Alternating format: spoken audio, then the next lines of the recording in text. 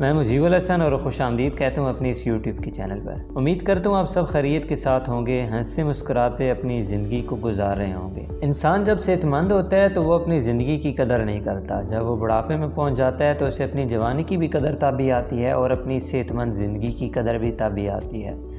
لیکن اس بات کی قدر انسان ہمیشہ وقت گزرنے کے ساتھ ہی پاتا ہے۔ تو چلیے چلتے ہیں اپنے سیشن کی طرف۔ جیسے کہ پچھلے سیشن میں ہم نے بات کی تھی definitions and branches of anatomy. اس سیشن کے لاسٹ پر میں نے کہا تھا کہ نیکسٹ جو سیشنز ہوں گے ان میں آپ کے ساتھ جو ٹائپس ہوں گے ان کے ریلیٹڈ ڈسکس کروں گا ڈیٹیل کے ساتھ۔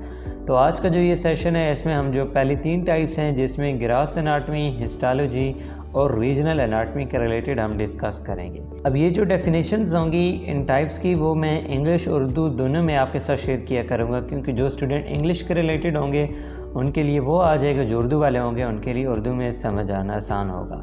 تو لہذا سب سے پہلے بات کرتے ہیں گراس اناٹمی کا انگلش ڈیفینیشن۔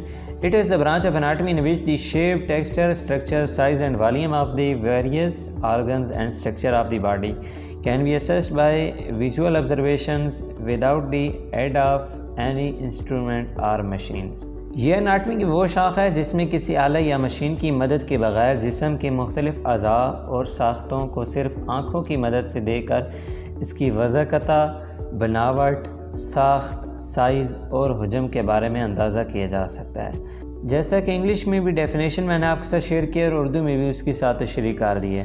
اب اس سے مراد یہ ہے کہ انسانی جسم کے وہ اعضاء جو ہم نارمل آنکھ کے ساتھ دیکھ کر اس کے سائز اور حجم کے بارے میں بات کرتے ہیں، جیسے اب ہمارا ہاتھ ہے، ہم اسے ایک نارمل آنکھ سے دیکھ کر اس کا حجم وغیرہ سارا کچھ بناوٹ ساخت دیکھتے ہیں، تو یہ جو اگزامپل ہے یہ اس میں آ جاتی ہے۔ ایک اگزامپل میں نے آپ کے ساتھ یہ شیئر کر دی ہے، اب باقی اگزامپل آپ نے لازمی کمنٹ سیکشن میں بتانی ہیں تاکہ مجھے پتہ چلے کہ آپ کو واقعی یہ ڈیفینیشن یا یہ تشریح جو میں نے اردو میں کی ہے یہ آپ کو سمجھ آئی ہے۔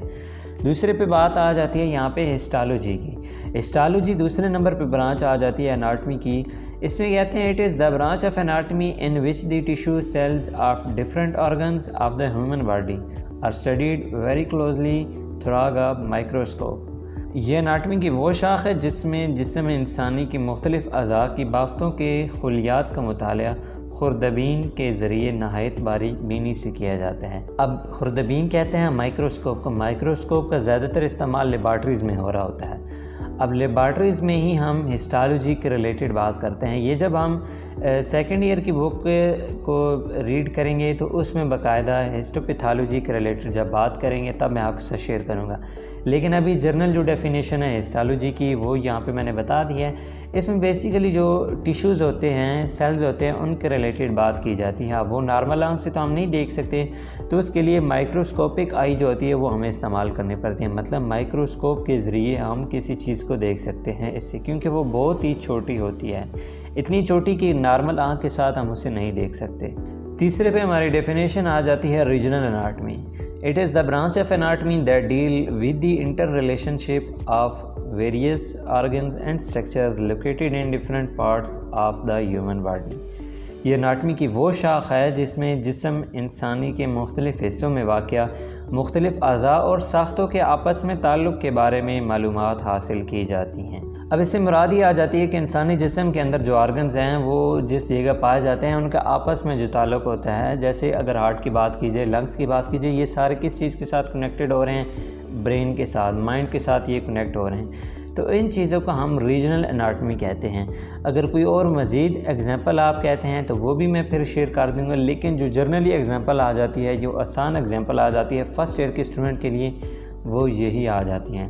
امید کرتا ہوں آپ کو جو یہ 3 ڈیفینیشن تھیں گراس اناٹمی کی، ہسٹالوجی کی اور ریجنل اناٹمی کی سمجھ آ گئی ہوگی۔ ایگزامپل بھی میں نے شیئر کر دی ہیں، باقی اگر کوئی ایگزامپل ہوگی تو وہ آپ نے کمنٹ سیکشن میں مجھے لازمی بتانی ہے تاکہ مجھے پتہ چلے کہ آپ کو یہ ڈیفینیشنز یا ان کی ایگزامپل سمجھ آ گئی ہیں۔ نیکسٹ جو ہماری سیشن ہوگا اس میں ہم بات کریں گے سرفیس اناٹمی کی، سرجیکل اناٹمی کی اور اپلائیڈ اناٹمی کی۔ یہ 3 جو ہیں اناٹمی کی برانچز، ان تینوں کے بارے میں ہم نیکسٹ سیشن میں ڈسکس کریں گے۔